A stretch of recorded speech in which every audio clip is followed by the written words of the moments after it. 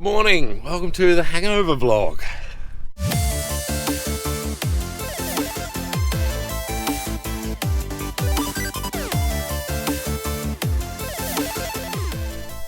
It turns out I'm not doing too good at this recovery thing second time around.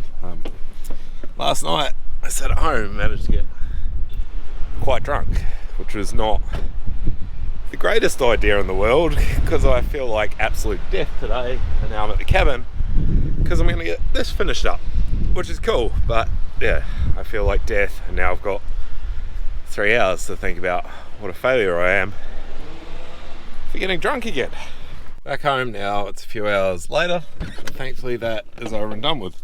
It's a bit of a mess at the moment, but I'm really happy with it. A bit later on, once it's had a bit of time to calm down, I'll clean it up and I'll show you the finished product because it's amazing. It's like everything I dreamed about. It was insanely painful though. Not helped by how I'm feeling today, obviously. But I did have a long time to sit in there and think, a lot of time to get away with my thoughts and try and distract myself from the pain of what was going on. And it got me thinking a lot about the anxiety hangover that comes from drinking when you have a problem with alcohol. Well, one of the things a lot of people do, and myself included, is I drink to deal with the anxiety. So I have all these thoughts that I can't control, grab a bottle, sit down, have a drink, it turns all the noise off and I don't have to deal with it for a little bit. Unfortunately, then it becomes this self-feeding thing where I end up like today, I'm having huge amounts of anxiety.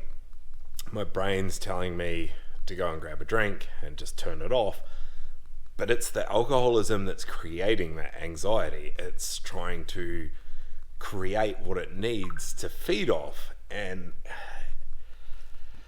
yeah, it's a lot to deal with. And a lot of alcoholics and addicts, and myself included in this, find that when you're getting sober, that's the hard bit to deal with, because for years it's been this self-fulfilling prophecy where you drink to deal with the anxiety, but then not drinking gives you anxiety, so you have to drink more or use more to deal with the anxiety. And it feeds on itself, and then all of a sudden you're sober and you don't have this tool, you don't have this coping mechanism that you normally have. And that's the bit I'm struggling with. And the worst thing about last night was I was actually going to an AA meeting. A friend had asked me to go along. They've been struggling with their drinking for a while now, and not wanting to deal with it. And last night they decided that it was time and wanted to go to a meeting and asked me to go along with them. And I committed to going, and then at the last minute I bailed and went to the bottle instead because I couldn't face up to going and to committing to being sober again.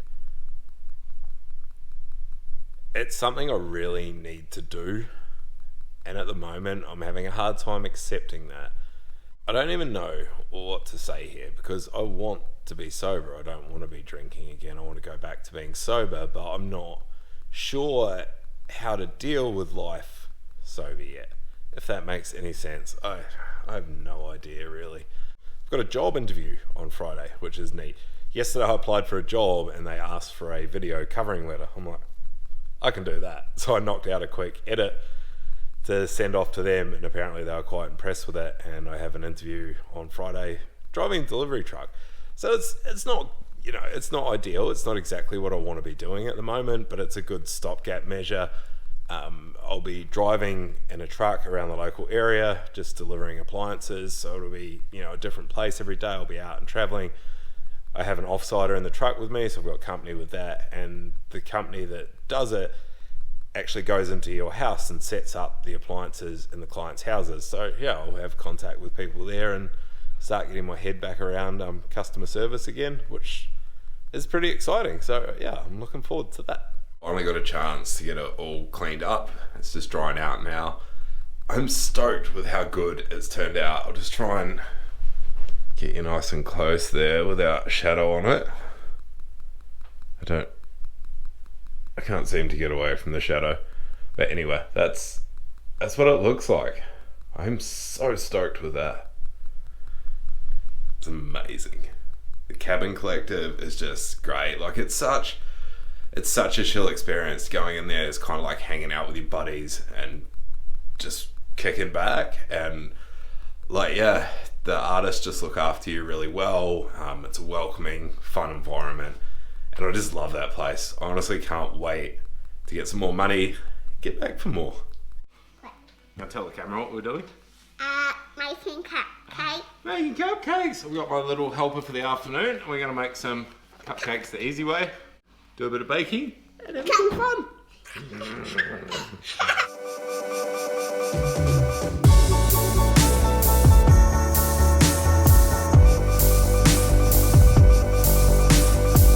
Looks like my little helper's come back. At the moment there was mixture on a spoon. He wanted to go and eat it. Yeah. And that's what I would call a very successful batch of cupcakes. And successful night of daddy. Little girl's got dinner. Little girl is fed. We've made cupcakes. I'm making this because obviously there will be no drinking done tonight. This little thing means to me more than anything in this world. And when I've got her here, obviously drinking is not an option at all and not something I want to do.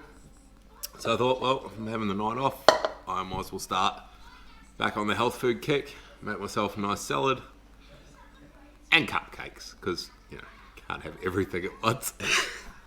Anyway, I'm going to finish making my food and chill out with her once she's done with dinner. Thank you so much for watching and come along today. I love you. See you in the next one. Bye! Don't wake me up.